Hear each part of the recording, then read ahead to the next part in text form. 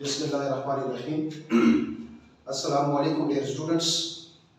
Today our topic is centripetal acceleration, unit number 5, abdicates, rotational and circular motion, जिसमें last lecture है according to abdicate syllabus, centripetal acceleration, centripetal force. Today our topic is very important topic. इससे related आप 2023 और 2022 के जो papers हैं, old papers, वो आप देख सकते हैं, इससे रिलेटेड एमसीक्यूज पेपर में आए हुए हैं. So let's start. First of all, what is centripetal acceleration? इसके डिफिनीशंस क्या है, फार्मूलास क्या है, किस किस्म के न्यूमेरिकल टाइप क्वेश्चन इसमें आ सकते हैं. याद रखिए, इस पर न्यूमेरिकल टाइप क्वेश्चन भी आ सकते हैं और थ्योरेटिकल टाइप क्वेश्चन भी आ सकते हैं, लेकिन मैक्सिमम इससे रिलेटेड जो क्वेश्चन आते हैं वो मैथमेटिकल फार्मूला से रिलेटेड क्वेश्चंस आते हैं. So the acceleration produced due to centripetal force. Centripetal force की वजह से जो एक्सेलरेशन पैदा होता है उसको हम नाम देते हैं सेंट्रीपिटल एक्सेलरेशन. सेंट्रीपिटल एक्सेलरेशन का जो काज है वो सेंट्रीपिटल फोर्स है, क्योंकि ऑलरेडी स्टूडेंट्स आप लोग जानते हैं force produce acceleration according to Newton second law. अगर हमारे पास सेंट्रीपिटल एक्सेलरेशन प्रोड्यूस हो रहा है तो इस सेंट्रीपिटल एक्सेलरेशन का जो काज होगा वो होगा सेंट्रीपिटल फोर्स. जब भी किसी बॉडी पर सेंट्रीपिटल फोर्स एक्ट होगा तो as a result centripetal acceleration will be produced. Second definition, the acceleration produced due to change in the velocity. कौन सी velocity? Tangential velocity, direction which caused by a body to move in a circle. Centripetal acceleration वो acceleration है जो सिर्फ और सिर्फ produce होती है velocity के डायरेक्शन की चेंज की वजह से. लेकिन कौन सी वेलोसिटी? टेंजेंशियल वेलोसिटी, या tangential velocity is also called linear velocity. अगर किसी बॉडी की लीनियर वेलोसिटी के डायरेक्शन में चेंज आता है which caused by a body to move in a circle, then the acceleration is said to be what type of acceleration? Centripetal acceleration. आपसे MCQ में पूछा जा सकता है कि the acceleration which is produced due to centripetal force, the acceleration which is produced only due to change in the direction of velocity which caused by a body to move in a circle, both of them, none of them. No, both are the definition of centripetal acceleration. वो acceleration जो centripetal force की वजह से पैदा होता है, वो acceleration जो velocity के direction की change की वजह से पैदा होता है, which caused by a body to move in a circle. जो भी body, remember student, circle में move करेगी, there must be a centripetal acceleration. कोई भी बॉडी अगर स्ट्रेट लाइन मूव कर रही है, स्ट्रेट लाइन में मूव कर रही है और इस पर आप सेंट्रीपिटल फोर्स लगाएं, परपेंडिकुलर फोर्स लगाएं, तो अगर देखा जी ये वेलोसिटी के डायरेक्शन को चेंज करेगा. और जब वेलोसिटी के डायरेक्शन को चेंज करेगा, जब भी किसी बॉडी पर, कोई भी बॉडी अगर स्ट्रेट लाइन मूव कर रही है और उस पर आप परपेंडिकुलर फोर्स लगाएं, ऑर्थोगोनल फोर्स लगाएं, नॉर्मल फोर्स लगाएं, सेंट्रीपिटल फोर्स लगाएं, सो अगर देखा जाए वो बॉडी सर्कल में मूव करेगी, there must be a centripetal acceleration. So ये दो डिफिनीशन है सेंट्रीपिटल एक्सेलरेशन के. मजीद इसके फार्मूलाज वगैरह जो है हम यहाँ पर डिस्कस करते हैं. सेंट्रीपिटल एक्सेलरेशन इसको डिनोट किया जाता है AC से. मैं यहाँ पर इसका मैथमेटिकल फॉर्म लिख रहा हूं. Mathematically students, mathematically centripetal acceleration is AC से डिनोट करते हैं A, और इसके ऊपर इसके साथ सबस्क्रिप्ट में हमने C लगाया. Centripetal acceleration is equal to V square divided by R. Sir इसका कोई प्रूफ करने की जरूरत तो नहीं है, बस आपको जो है पता होना चाहिए. अक्सर एमसीक्यू में आता है formula, the centripetal acceleration is equal to V square divided by R. Sir what is V? where V is the tangential velocity magnitude and R is the radius of the circle. Remember student, ये जो V है ये हमारे पास है tangential velocity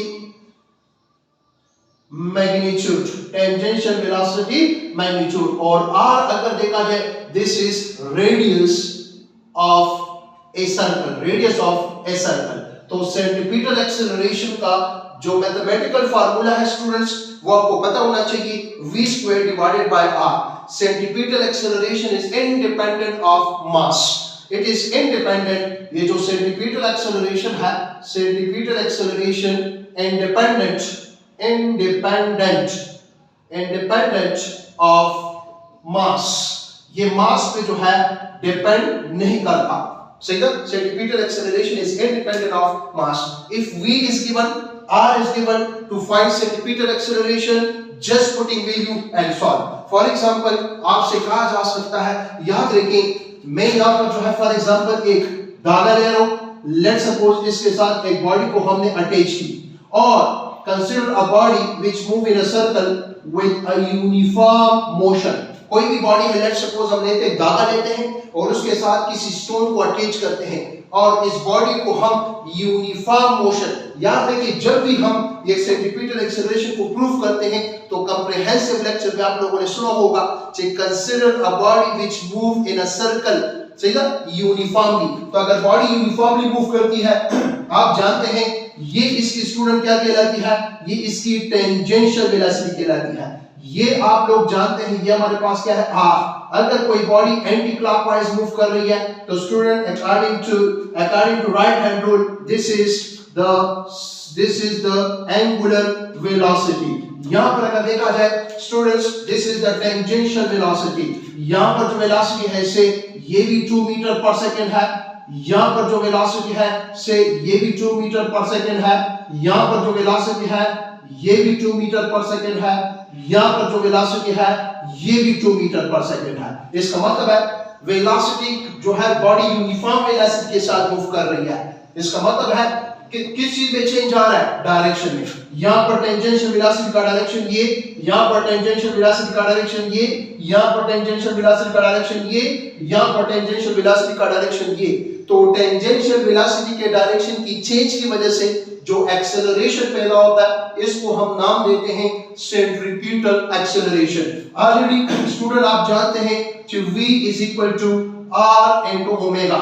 अगर देखा जी ये जो v है ये हमने क्या लिया हुआ है, कांस्टेंट लिया हुआ है। इसका मतलब है v, ये v है क्या है, ये स्पीड है, सही ना। और अगर देखा जाए velocity give magnitude as well as direction, तो मैग्नीट्यूड इज कांस्टेंट, v का मैग्नीट्यूड कांस्टेंट है। और ऑलरेडी स्टूडेंट आप ये भी जानते हैं कि radius through all the journey in a circle वो तो कांस्टेंट होता है। तो अगर ये भी कांस्टेंट है और ये भी कांस्टेंट है, सो अगर r इधर आ जाए so v omega is equal to v by r। अगर v भी कांस्टेंट है और r भी कांस्टेंट है, तो फिर जो ओमेगा होगा वो भी हमारे पास जो है क्या होगा, कांस्टेंट होगा।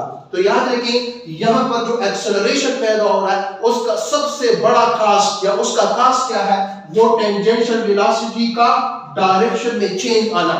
जब भी टेंजेंशियल वेलोसिटी के डायरेक्शन में चेंज आएगा which caused by a body to move in a circle, there must be acceleration, and such acceleration is called centripetal acceleration. Centripetal acceleration is also called radial acceleration. It is also called seeking acceleration. क्यों? क्योंकि आगे बताने वाला हूँ इसका जो direction है vectorial form, इसके बाद जो है हम इसको मजीद जो है डिस्कस करते हैं। तो इसका मतलब है पहला जो फार्मूला है सेंट्रीपिटल एक्सेलरेशन का वो है v² divided by r।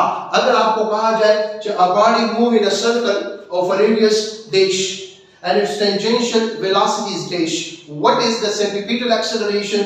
Just putting value and solve। यहां से स्टूडेंट हम कह सकते हैं कि centripetal acceleration अगर देखा जाए is directly proportion to v square। centripetal acceleration is directly proportion to v square if r is constant। अगर मैं फॉर एग्जांपल दो स्टोन्स लेता हूं और दोनों को सेम धागे के साथ अटैच करता हूं, एक धागे का लेंथ और दूसरे धागे का लेंथ सेम है लेकिन डिफरेंट टेंजेंशियल वेलोसिटी है। अगर टेंजेंशियल वेलोसिटी डिफरेंट है तो centripetal acceleration produce in both will be different. Why? Because centripetal acceleration is directly proportional to tangential velocity का स्क्वायर।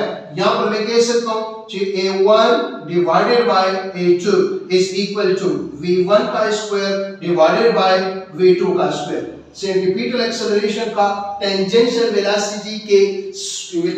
वेलोसिटी के मैग्नीट्यूड के स्क्वायर के साथ डायरेक्ट रिलेशन है। अगर आपसे कहा जाए कि if a body move in a circle of radius r and with a tangential velocity v, the centripetal acceleration is a। If if the tangential velocity is double, the centripetal acceleration is increased 4 times, क्योंकि double का square क्या होता है 4 होता है। अगर आपसे कहा जाए कि if a body move in a circle of radius r and with a tangential velocity v, centripetal acceleration is a, if the tangential velocity become half, the centripetal acceleration will reduce 4 times। इसका मतलब है यहाँ से student हम कह सकते हैं कि अगर हमारे पास टेंजेंशियल वेलोसिटी का मैग्नीट्यूड कम होता है तो सेंट्रीपिटल एक्सेलरेशन का मैग्नीट्यूड भी क्या होगा, कम होगा। यहाँ से अगर देखा जाए स्टूडेंट हम अपने लिए जो है टेंजेंशियल वेलोसिटी के मैग्नीट्यूड को भी फाइंड कर सकते हैं। किस तरह टेंजेंशियल वेलोसिटी के मैग्नीट्यूड को फाइंड कर सकते हैं? Can I right v1 divided by v2 is equal to a1 divided by a2, but here is under root। आपसे कहा जा सकता है कि फॉर एग्जांपल दो स्टोन्स है और उनको 1 मीटर धागे के साथ अटैच किए हुए हैं। The ratio of the centripetal acceleration is given. Can you find the ratio of the tangential velocity? Yes, आप tangential velocity का ratio जो है वो फाइंड कर सकते हैं। अच्छा, इसके अलावा स्टूडेंट्स हम ये भी कह सकते हैं जो centripetal acceleration है जो कि आपको नजर आ रहा है, that is inversely proportional to r। What is r? Where r is the radius of the circle, या वो धागा जिसके साथ हमने स्टोन को अटैच किया हुआ है। लेकिन शर्त है यहाँ पर, क्या शर्त है? if tangential velocity is kept constant, is constant। अगर स्टूडेंट आप कहते हैं कि सर इधर तो v स्क्वायर है, तो अगर v कांस्टेंट है तो स्क्वायर भी तो क्या होगा, वो हमारे पास कांस्टेंट होगा। फॉर एग्जांपल आपसे कहा जा सकता है कि हमारे पास एक धागा है और उसके साथ हमने किसी स्टोन को अटैच किया हुआ है, वो सर्कल में घूम रहा है। The centripetal acceleration is a, see, and the radius is r। If v is constant, there is inverse relation between AC and r। लेकिन अगर फॉर एग्जांपल धागे के लेंथ को डबल करता हूं, टेंजेंशियल वेलोसिटी के मैग्नीट्यूड को मैं कांस्टेंट रखता हूं, लेंथ को डबल करने से, रेडियस को डबल करने से सेंट्रीपिटल एक्सेलरेशन क्या हो जाता है, हाफ। तो स्टूडेंट मैं यहां से ये भी कह सकता हूं कि centripetal acceleration a1 divided by centripetal acceleration a2 is equal to r2 divided by r1। There is inverse relation. अगर स्टूडेंट मैं यहां पर इसका ग्राफ प्लॉट करूं तो one is independent quantity and the second is dependent quantity.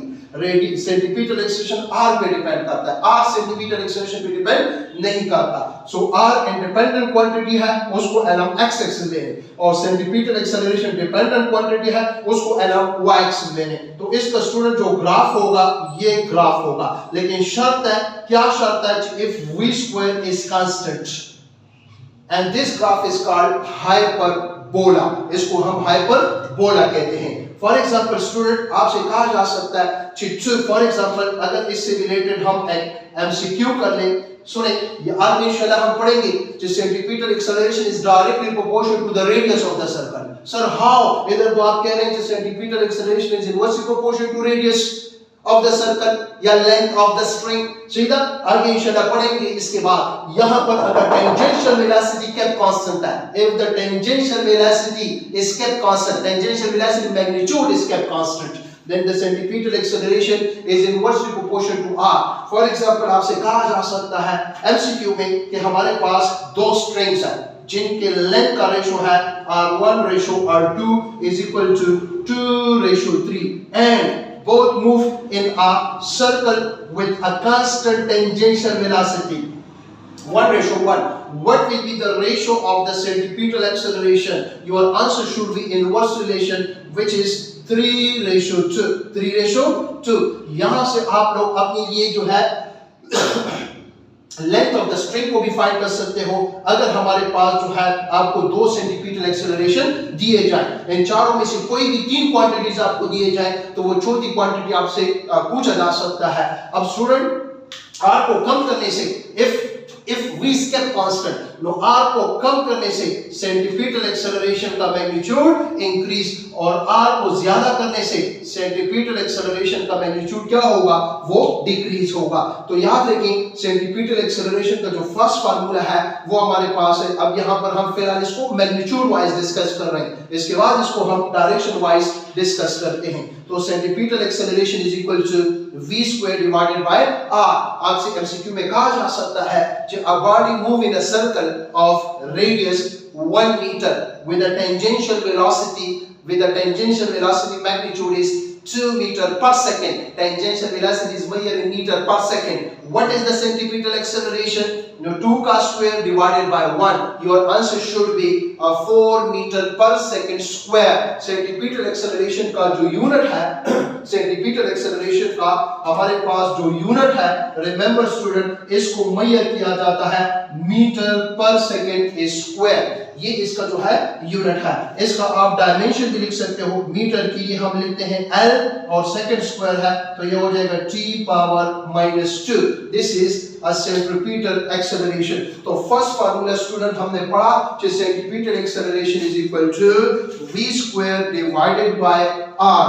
अब दो फार्मूले और लिखवा रहा हूं स्टूडेंट्स. रिमेंबर, दो फार्मूले और लिखवा रहा हूं. One formula is centripetal acceleration is, this is the first formula, ये आपको पता होना चाहिए, v² divided by r. Centripetal acceleration is independent of mass.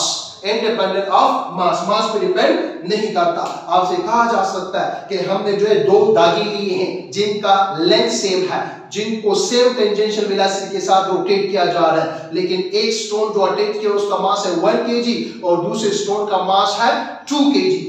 What will be the centripetal acceleration ratio? 1:1. Why?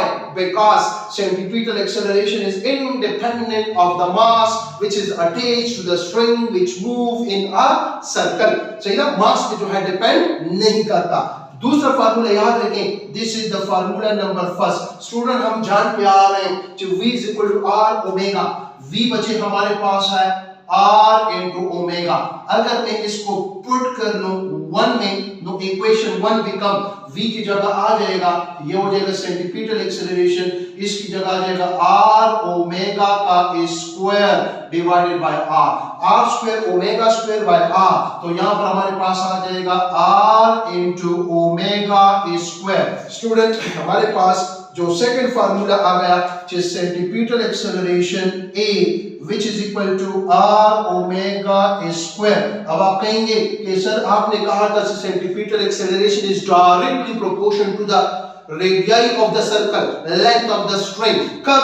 जब एंगुलर वेलोसिटी केप्ट कांस्टेंट ले लें और जब टेंजेंशियल वेलोसिटी केप्ट कांस्टेंट ले लें तो फिर सेंट्रीपिटल एक्सेलरेशन का r के साथ इनवर्स रिलेशन है. ये दो बातें जहन में याद रख लें, इसको जो है रट लें, इसको याद कर लें. This is the second formula of the centripetal acceleration. First formula v² by r. Student हमने क्या किया? सिर्फ v की जगह r ओमेगा पुट किया और जब सॉल्व किया तो centripetal acceleration is equal to r omega square. मैं यहां से कह सकता हूं कि सेंट्रीपिटल एक्सेलरेशन का हमारे पास जो रेडियस है उसके साथ या length of the string direct relation है, लेकिन कब? इफ ओमेगा या ओमेगा स्क्वायर इज कांस्टेंट. अगर फॉर एग्जांपल आपसे कहा जाए कि हमारे पास जो है दो स्ट्रिंग्स है, सही ना, दो स्ट्रिंग्स है, एक का लेंथ 1 मीटर है, दूसरी का 2 मीटर है, सेम एंगुलर वेलोसिटी के साथ उसको रोटेट कर रहे हैं. किस में सेंट्रीपिटल एक्सेलरेशन ज्यादा पैदा होगा? जिसका रेडियस ज्यादा होगा. तो इसका मतलब है रेडियस को डबल करने से सेंट्रीपिटल एक्सेलरेशन डबल, रेडियस को हाफ करने से सेंट्रीपिटल एक्सेलरेशन क्या हो जाता है? Half. Remember student, centripetal acceleration का r के साथ इनवर्स रिलेशन है. कब? जब v कांस्टेंट होगा, टेंजेंशियल वेलोसिटी का मैग्नीट्यूड कांस्टेंट होगा. और सेंट्रीपिटल एक्सेलरेशन का r के साथ डायरेक्ट रिलेशन है. कब? जब एंगुलर वेलोसिटी कांस्टेंट होगा. यहां से मैं कह सकता हूं a1 divided by a2 is equal to r1 divided by r2. लेकिन कब? जब ओमेगा कांस्टेंट हो. इसका अगर मैं ग्राफ बनाऊं, इसका ग्राफ का इनवर्स व्हिच इज हाइपरबोला. अगर मैं इधर r लिखूं और इधर मैं लिखूं सेंट्रीपिटल एक्सेलरेशन तो इसका जो ग्राफ होगा वो होगा स्ट्रेट लाइन. कब? जब यहां पर क्या कांस्टेंट हो? Omega square is constant. Omega square is constant. आपसे कहा जा सकता है कि if the ratio of the two centripetal acceleration, so you know, is, let's suppose the ratio of the two centripetal acceleration is r2 ratio r1, dash is kept constant, tangential velocity magnitude should be constant. If the a1 ratio a2 is equal to r1 ratio r2, then omega square should be kept constant. तो फिर क्या constant होना चाहिए? Omega square जो है वो constant होना चाहिए। इसके बाद अगर इसको हम मजीद आगे और भी जो है डिस्कस कर ले, student this topic is very very important topic. सही है, अक्सर जो एमसीक्यू आता है वो सेंटीमीटर फोर्स और सेंटीमीटर एक्सेलरेशन से आता है। अगर आपको सेंटीमीटर एक्सेलरेशन क्लियर है तो फिर सेंटीमीटर फोर्स वो आसान है। मैं यहां पर कह सकता हूं कि इफ, यहां पर दो बातें ध्यान में याद रखें। इफ अ बॉडी, एमसीक्यू में आपसे कहा जा सकता है कि for example two bodies move in a circle with the ratio of the radii r1:r2 is 2:3 and the tangential velocity ratio is 1:1। Same tangential velocity के साथ रोटेट कर रहे हैं। सो इसका मतलब है what will be the ratio of the centripetal acceleration? Inverse relation है। कब? जब v कांस्टेंट है तो आप कहेंगे r2:r1 which is 3:2। लेकिन अगर यही एमसीक्यू स्टूडेंट इस तरह आ जाए कि फॉर एग्जांपल हमसे कहा जाए कि a body which two bodies move in a circle of a string length ratio is 2:3 and omega is constant, then what will be the ratio of the centripetal acceleration? If omega is constant, then the centripetal acceleration is directly proportional to r. So ये हो जाएगा हमारे पास r1:r2 which is equal to 2:3.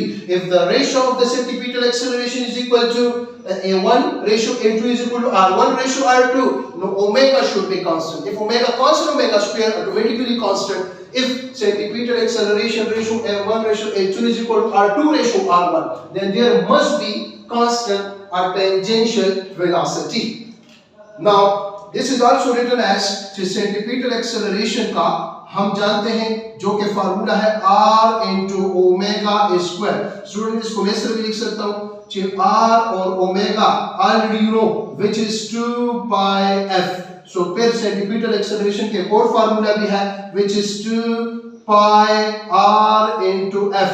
2 pi r, this is circumference and f is linear frequency। इसका मतलब है a1 divided by a2 is equal to f1 divided by f2। लेकिन शर्त है कि if r is constant, the ratio of the two centripetal acceleration is equal to the ratio of the linear frequency if r is kept constant। अगर r को हम kept constant ले लें। इसके अलावा स्टूडेंट इसको मैं इस तरह लिख सकता हूँ, f को मैं लिख सकता हूँ ये बराबर है 2 pi r which is circumference और f the reciprocal of frequency is called time period. तो फिर यहां से स्टूडेंट्स मैं इसको इस तरह लिख सकता हूं कि सेंटीपीटल एक्सेलरेशन का टाइम पीरियड के साथ centripetal acceleration is inversely proportional to time period. लेकिन शर्त है क्या? If r is constant। अगर मैं दो धागे लेता हूं जिनका लेंथ सेम है, if there is a different time period, so the time period means the time taken to complete one circle, one rotation, if the time ratio is given तो हम यहाँ पर सेंटीपीटल एक्सेलरेशन का ratio find कर सकते हैं। जो ज्यादा टाइम लेगा to complete the one journey, one rotation, उसमें सेंटीपीटल एक्सेलरेशन का मैग्नीट्यूड कम होगा। यहाँ से हम स्टूडेंट लिख सकते हैं कि centripetal acceleration 1 divided by centripetal acceleration 2 is equal to t2 divided by t1। ये हमारे पास if the time ratio is given you can find the ratio of the centripetal acceleration। और अब देखिए शर्त है, क्या शर्त है? if r is constant, अगर r constant है तो फ्रीक्वेंसी के साथ डायरेक्ट रिलेशन है, लीनियर फ्रीक्वेंसी के साथ भी रिलेशन डायरेक्ट है और एंगुलर फ्रीक्वेंसी के साथ भी रिलेशन डायरेक्ट है। लेकिन स्टूडेंट सॉरी इधर है हमारे पास स्क्वायर, तो अगर स्क्वायर है तो ये हो जाएगा हमारे पास 4 पाई स्क्वायर और f पर भी स्क्वायर आ जाएगा। here स्क्वायर, यहाँ पर सॉरी स्क्वायर है, ये भी स्क्वायर है, ये भी स्क्वायर है और टाइम पीरियड के ऊपर भी जो है स्क्वायर है, there is a square। so इसका मतलब a1 ratio a2 is equal to t2 square divided by t1 square शर्त है if r is kept constant. अगर r को हम केप्ट कांस्टेंट ले लें तो फॉर एग्जांपल आपसे कहा जा सकता है कि a body move in a circle of radius r and angular velocity is given. Just putting wheel and solve. If r is given or linear frequency given है, just putting wheel and solve. Time period और r given है, just putting wheel and solve. तो ये different formulas है centripetal acceleration के। कितने formula हो गए? दो formula, v square by r omega square, और ये फिर r ओमेगा स्क्वायर के लिए हमने दो फार्मूला और डिराइव कर लिए। एक और फार्मूला जो है सेंट्रीपिटल एक्सेलरेशन का हम यहाँ पर जो है लिख रहे हैं, सेंट्रीपिटल एक्सेलरेशन का एक और फार्मूला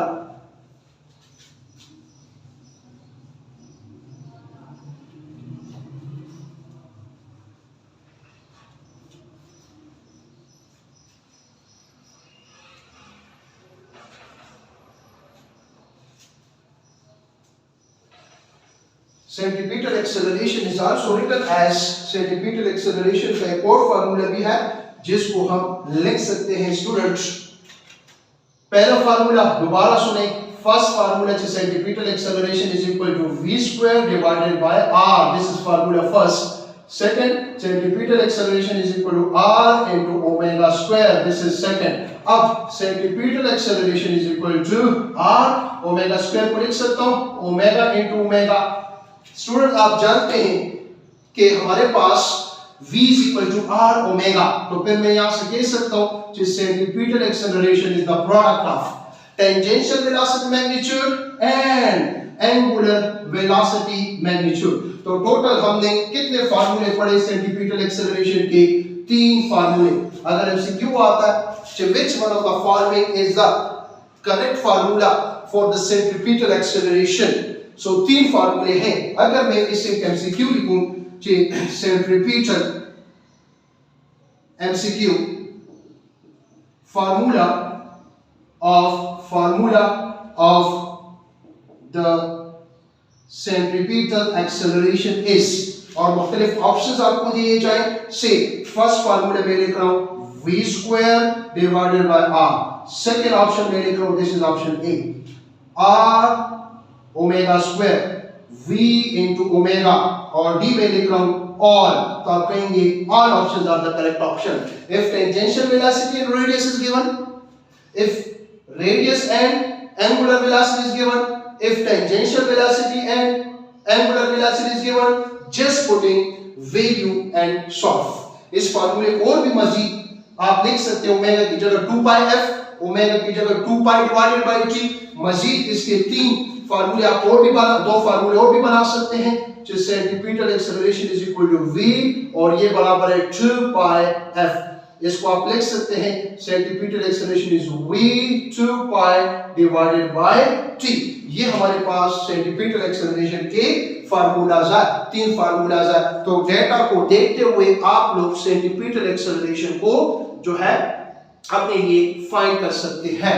अब अगर फॉर एग्जांपल स्टूडेंट्स मैं इसका वेक्टोरियल फॉर्म लिखूं, vectorial form of the centripetal acceleration, vector form, vector या वेक्टोरियल फॉर्म किसका? सेंट्रीपिटल एक्सेलरेशन का। Remember student, if a body move in a circle, ये अगर कोई बॉडी है जो सर्कल में मूव कर रही है, ये टेंजेंशियल वेलोसिटी है। This is the tangential velocity, this is tangential velocity.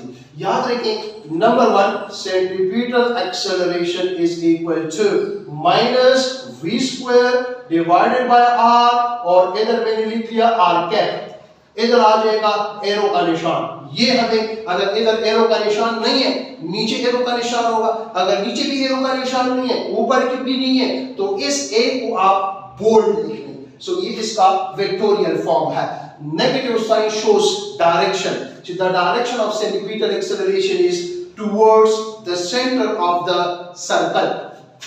या लिखता हूं, याद रखिए स्टूडेंट्स, ये जो r है आप लोग जानते हैं कि r unit vector is equal to r vector divided by its magnitude. इस r की जगह r vector divide by its magnitude में लिख सकता हूं। यस, तो फिर मेरे पास सेंट्रीपिटल एक्सेलरेशन का वेक्टोरियल फॉर्म ये भी हो सकता है v square by r। r cap की जगह आ जाएगा r vector divided by its magnitude. So centripetal acceleration in vectorial form is minus v square divided by r square into r vector. ये भी centripetal acceleration का vectorial form है. If this is r के, this is r. If this is r vector, so this must be r square. ये दोनों जो है centripetal acceleration के vectorial form है. One is this vectorial form and the second is this vectorial form of centripetal acceleration. Now, ये दोनों एक ही formulas है. अगर मैं कहूँ centripetal acceleration, ये वाला फार्मूला ले लूँ, centripetal acceleration एरो का निशान माइनस r omega square और इधर आ जाएगा student r cap. This is also the formula of the centripetal acceleration in vectorial form. If this is r cap, this is r omega square minus. अगर मैं r cap को replace करूँ r vector divided by its magnitude, so this formula will become just centripetal acceleration is equal to minus r omega square और इसकी जगह आ जाएगा r vector divided by its magnitude. ये और ये cancel. So centripetal acceleration in vectorial form is minus omega square into r vector. This is also the mathematical form of vectorial form of centripetal acceleration. If this is r cap, this is r. If this is r vector, no, there is no r. कितने formula हो गए? दो फार्मूले और हो गए. Students, मैं यहाँ पर तीसरा फार्मूला लिख रहा हूँ. जो तीसरा फार्मूला है सेंट्रीपिटल एक्सेलरेशन से रिलेटेड, उसको हम डिस्कस करते हैं. ये वाला centripetal acceleration in vectorial form is minus tangential velocity, angular velocity, and here is r cap.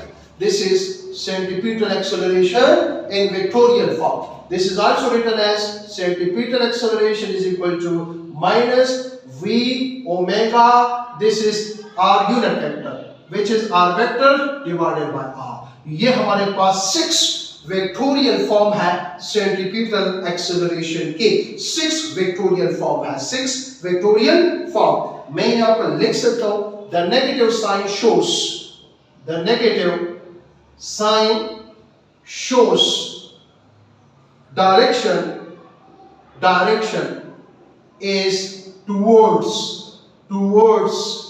The centre of the center of the circle. याद रखें, the negative sign shows that the centripetal acceleration direction is towards the center of the circle. अगर for example student ये body है जो कि circle में move कर रही है, this is tangential velocity, this is tangential velocity, this is tangential velocity, this is tangential velocity. ये टेंजेंशियल वेलोसिटी है. यहाँ पर टेंजेंशियल वेलोसिटी का डायरेक्शन ये, यहाँ पर ये है, यहाँ पर ये है, यहाँ पर ये है. ये कौन सा एक्सेलरेशन है? Centripetal acceleration. कितना एंगल बना रहा है? 90 डिग्री. किसके साथ? टेंजेंशियल वेलोसिटी के साथ. यहाँ पर ये क्या है? Centripetal acceleration.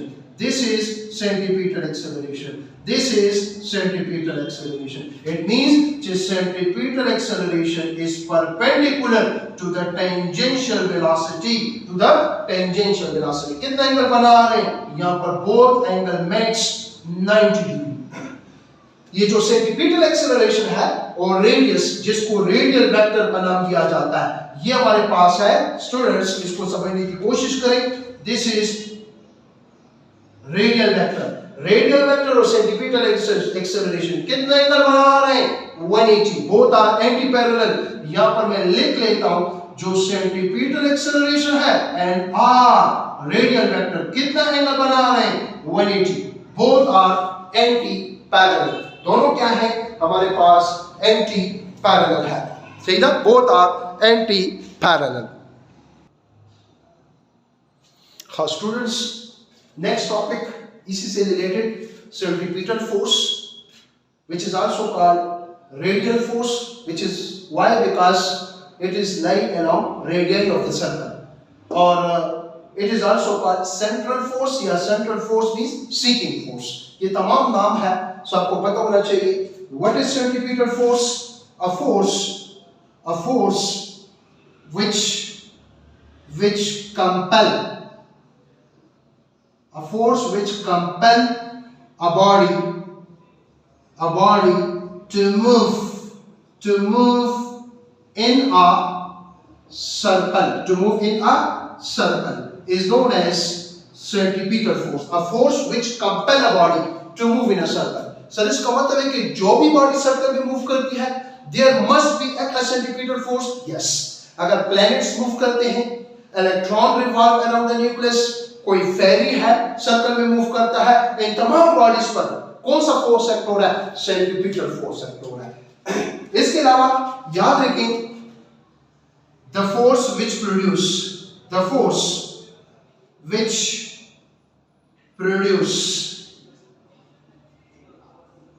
centripetal acceleration, वो फोर्स जो सेंट्रीपिटल एक्सेलरेशन को प्रोड्यूस करता है उसको नाम देते हैं सेंट्रीपिटल फोर्स का. याद रखिए सेंट्रीपिटल फोर्स मैं लिख सकता हूं m into centripetal acceleration. Centripetal force depend upon two factors. One is mass, जो mass अटैच है सही है धागे के साथ. नंबर 2 किस पे डिपेंड करता है? Centripetal acceleration. मास को डबल करने से centripetal force double, centripetal acceleration को डबल करने से फोर्स क्या हो जाता है? Double force is required. If the centripetal acceleration is kept constant and mass is double, so it means double centripetal force is required to move a body in a circle. So फिर मैं कह सकता हूं कि centripetal force is equal to m और centripetal acceleration का formula है v square divided by r. Centripetal force is equal to m v square by r. Centripetal force depend upon mass which is attached to a spring, but centripetal acceleration is independent of a mass which is attached with the spring. Student यहाँ से मैं कह सकता हूँ कि centripetal force is directly proportional to m, लेकिन शर्त है कि if v and r is constant. अगर मैं कह रहा हूं कि फॉर एग्जांपल मेरे साथ दो धागे हैं जिनके साथ मैंने दो धागे हैं जिनका लेंथ भी सेम है. फॉर एग्जांपल लेट्स सपोज मैं कह रहा हूं कि मेरे साथ दो धागे हैं जिनका लेंथ में सेम ले रहा हूं सही ना, और टेंजेंशियल वेलोसिटी भी सेम ले रहा हूं, लेकिन एक के साथ जो मास अटैच किया हुआ है उसका मैग्नीट्यूड ज्यादा है और दूसरे के साथ जो मास अटैच किया हुआ है उसका मैग्नीट्यूड कम है. तो इसका मतलब है मास तो स्केलर क्वांटिटी है, बहरहाल मास को डबल करने से double centimetre force is required, mass को हाफ करने से half centimetre force is required to compel a body to move in a circle. Centimetre force second में कह सकता हूं कि centimetre force is directly proportional to v square, लेकिन शर्त है कि if m and r is kept constant. मैं दो धागे ले रहा हूं सही ना जिनका लेंथ भी सेम है, रेडियस सेम है और मैं सेम मासेस अटैच कर रहा हूं, लेकिन एक की टेंजेंशियल वेलोसिटी डबल है दूसरे के मुकाबले में.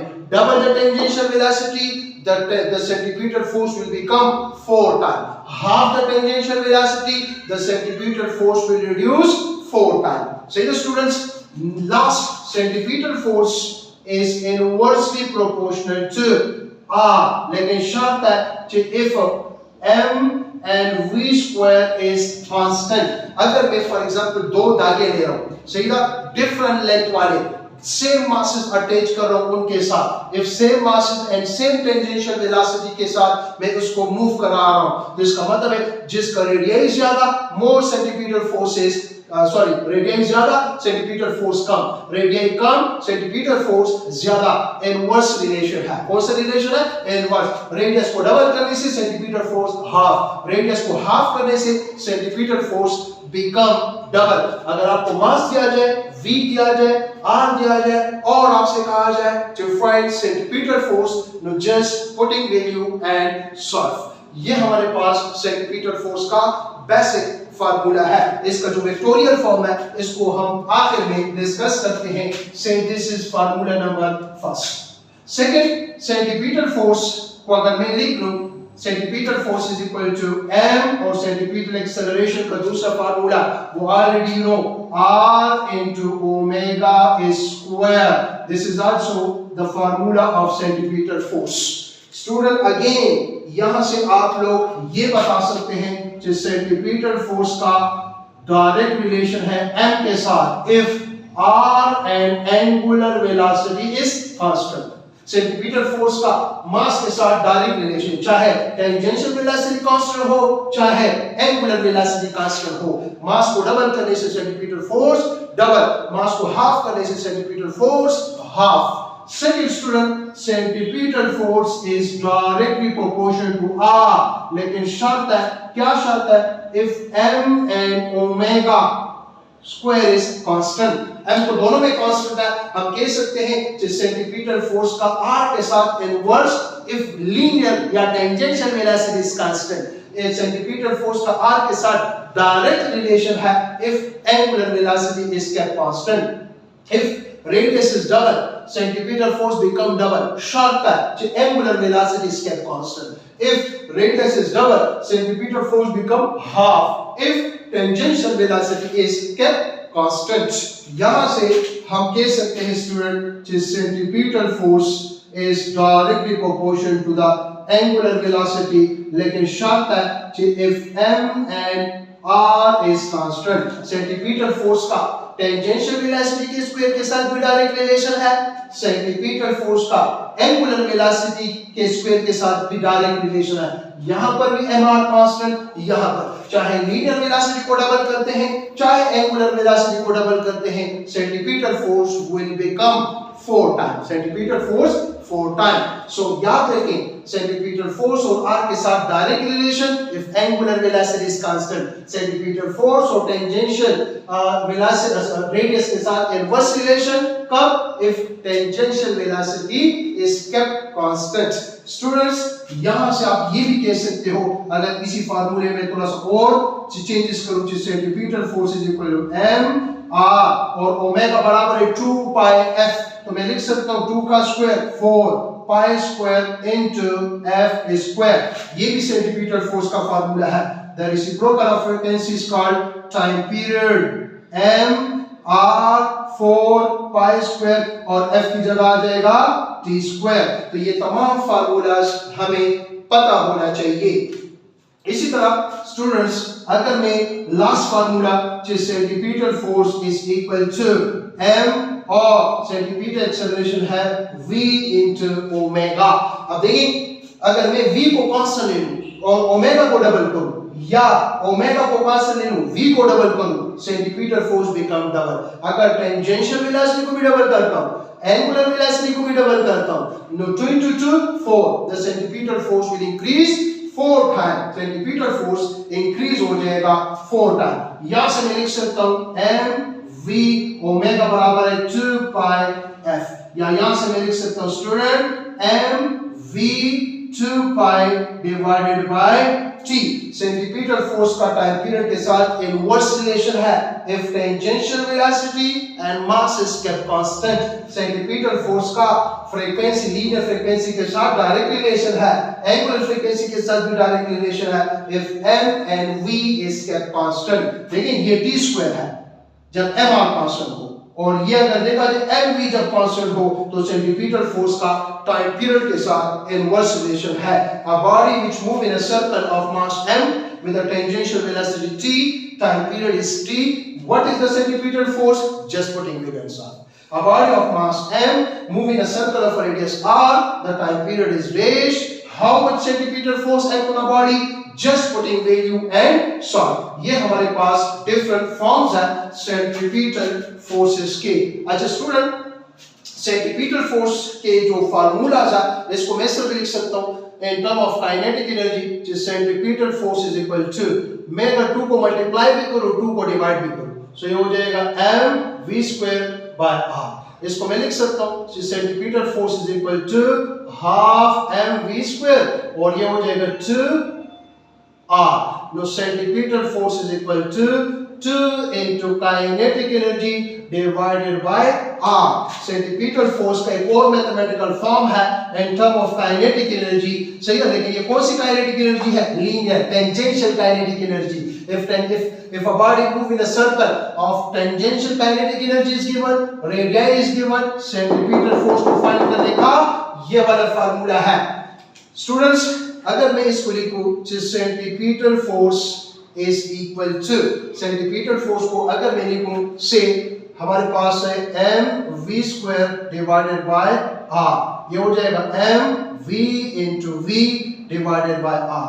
ये क्या है स्टूडेंट? Momentum, linear momentum. कौन सा मोमेंटम है?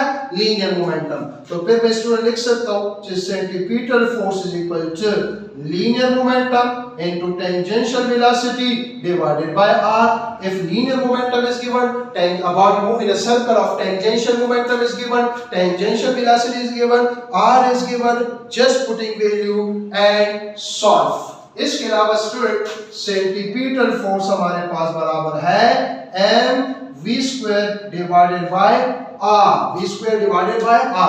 Centripetal force is equal to mv square divided by r। अगर मैं इसको लिख लूं,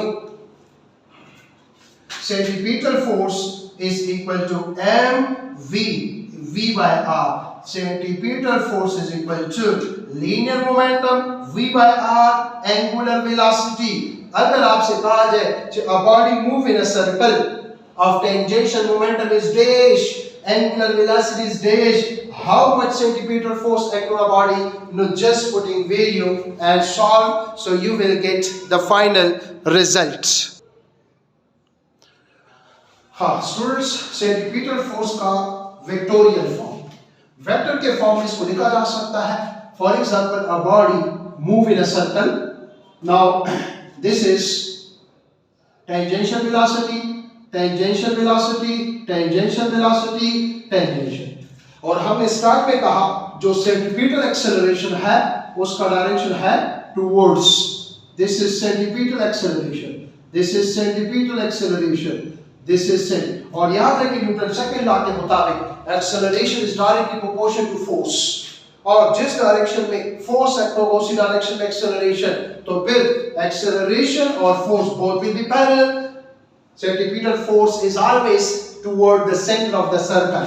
अगर मैं इसका वेक्टोरियल फॉर्म लिखूं, now centripetal force is equal to minus m v square divided by r into r cap.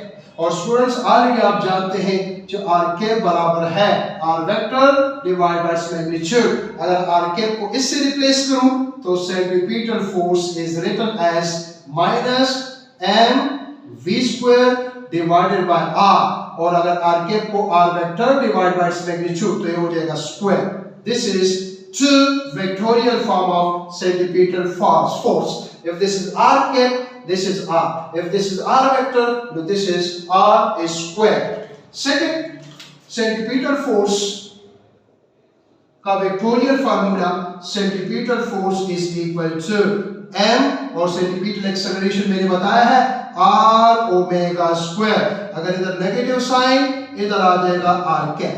This is the vectorial form of centripetal force।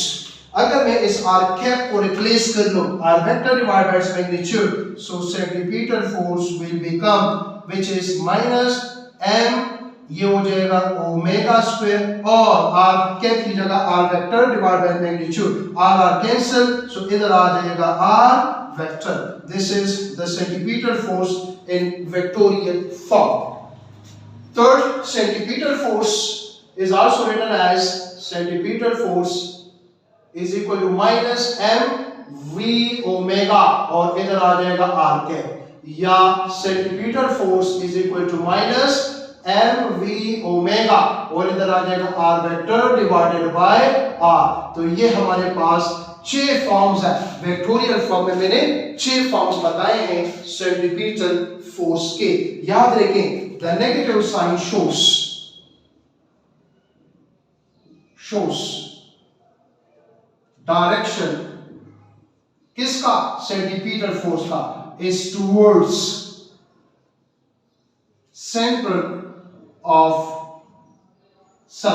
the circle, which is also called seeking force। याद रखें जो centripetal acceleration है और centripetal force both are parallel, और जो हमारे पास centripetal force है एंड जो रेडियल वेक्टर है ये बोथ क्या है? Anti parallel. एंटी पैरेलल कितना एंगल बना रहे हैं? 180. They makes angle 180 degree. ये कितना एंगल बना रहे हैं? The angle made between these two is students सुने, टेंजेंशियल एक्सेलरेशन क्या है? What is tangential acceleration? The acceleration produced due to the change in the magnitude of the tangential velocity. अगर tangential velocity के magnitude में change आता है उसको tangential acceleration कहते हैं. अगर टेंजेंशियल वेलोसिटी के डायरेक्शन में चेंज आता है उसको सेंटीपीटल एक्सेलरेशन कहते हैं. और अगर एंगुलर वेलोसिटी में चेंज आता है उसको एंगुलर एक्सेलरेशन कहते हैं. रिमेंबर स्टूडेंट, ये बॉडी है जो कि लीनियर वेलोसिटी v के साथ मूव कर रही है. मोशन के डायरेक्शन में अगर फोर्स एक्ट हो जाए तो वेलोसिटी के मैग्नीट्यूड में अगर चेंज आ जाए, body move in a straight line, now such acceleration is called tangential acceleration. ये बॉडी है जो कि डायरेक्शन ऑफ मोशन इसका स्ट्रेट लाइन है और इस पर एक परपेंडिकुलर फोर्स एक्ट हो जाए और वेलोसिटी में चेंज आ जाए due to which a body move in a circular path, such acceleration is called centripetal acceleration. Remember student, body move in a circle. यहाँ पर tangential velocity का magnitude 2 meter per second, 4 meter per second, 5 meter per second, 3 meter per second. Tangential की velocity का magnitude change हो रहा है, तो यहाँ पर tangential acceleration मौजूद होगा. अब देखिए, body move in a circle, centripetal acceleration is toward the center. Tangential acceleration is this. अगर ये tangential acceleration और ये centripetal, तो resultant acceleration will be this by head to tail rule.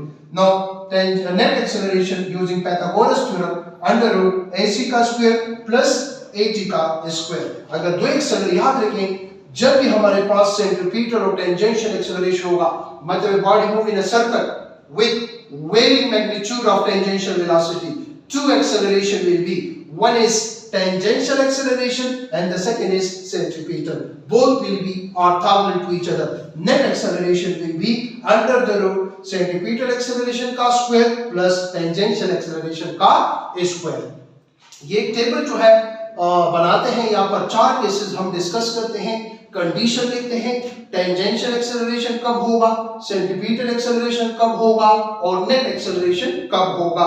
For example number 1, अगर linear uniform motion हो, linear uniform motion, if a body move in a straight line with uniform motion से मुराद uniform velocity. If a body move in a straight line with a uniform velocity, if the velocity is uniform, no change in the velocity, magnitude as well as direction. The constant velocity means न तो velocity के magnitude में change आ रहा है, न direction में change आ रहा है. No acceleration.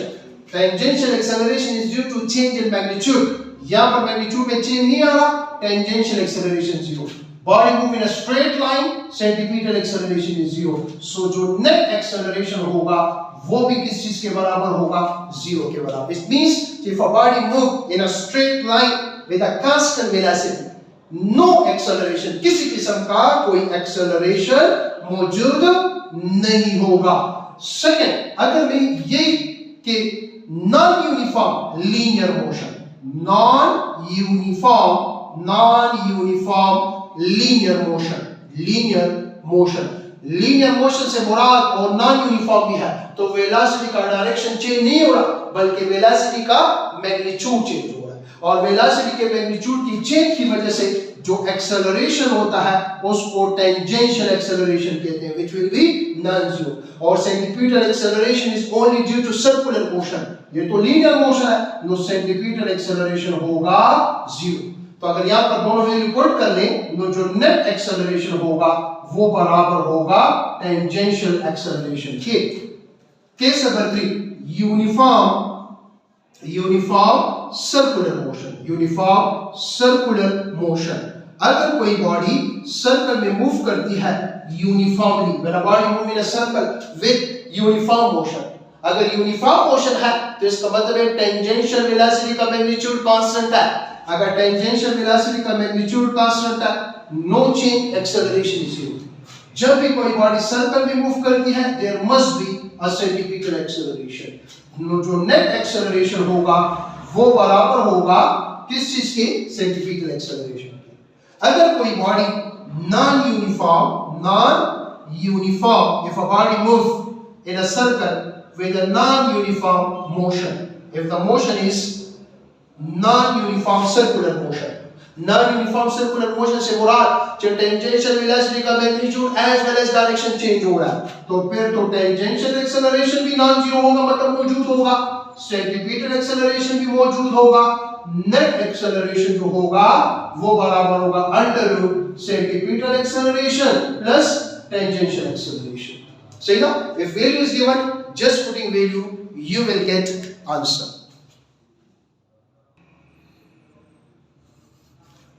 स्टूडेंट्स याद रखें, एक इंपॉर्टेंट एमसीक्यू है जो work done due to the centripetal force, centripetal force is always dash. Centripetal force की वजह से जो वर्क डन होगा, रिमेंबर, वो हमेशा जीरो के बराबर. क्यों? क्योंकि body move in a circle. This is the centripetal force and this is tangential displacement. Both makes angle how much? 90. So W is equal to Fs cos 90. cos 90 is equal to 0. अच्छा, इसके examples, जैसे for example हम लेते हैं कि हमारे पास, let's suppose this is earth, ये हमारे पास है अर्थ, planets satellite revolve around the earth. So it means who is responsible to provide the necessary centripetal force to the satellite?